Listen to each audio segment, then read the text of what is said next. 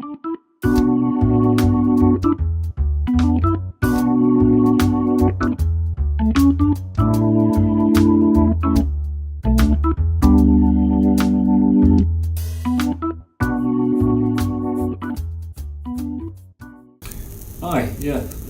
well, my name is Robin. I'm the data management specialist here at the Bangkok regional office.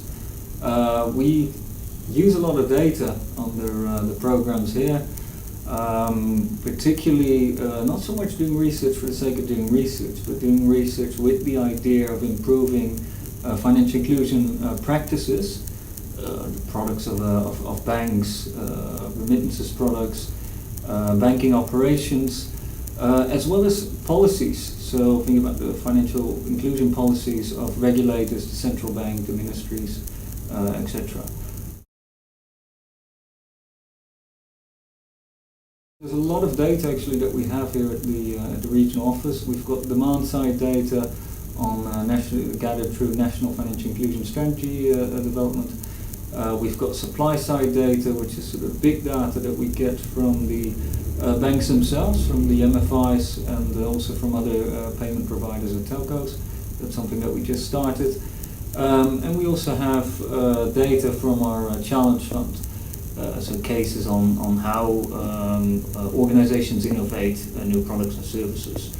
And what we do is we don't just do sort of research on financial inclusion holistically, but we actually do research focusing on a specific financial inclusion goal, a specific sustainable development goal linked to financial inclusion. So think about maybe youth empowerment, think about women's financial inclusion, or think about using finance to reduce energy poverty.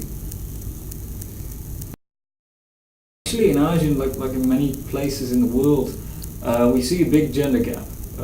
Women earn on average 17 to 51%, depending on the country, less in terms of wages compared to men working in similar positions.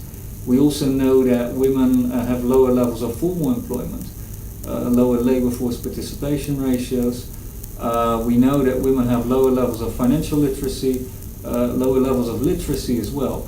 But when it comes to the financial sector and financial inclusion, we actually see something that we don't see that much elsewhere in the world, which is that women almost have an equal access to financial services compared to men. And so one of the questions that we had on maybe not so much a gender gap, but the gender financial inclusion gap is, do women have maybe different ways of using their financial services? Do they get the same loan amounts, the same savings amount as men? So that's where the big data came into play, and that's something that we're looking into. So in 2016, actually, we started a project, a big data project that's looking exactly at that. It's working with 4 financial service providers in Cambodia, trying to sort of see if there's different ways of utilizing loans and savings. And what we found, for example, is that women actually have much lower loan amounts, much lower savings amount, and they more often have dormant savings accounts as well.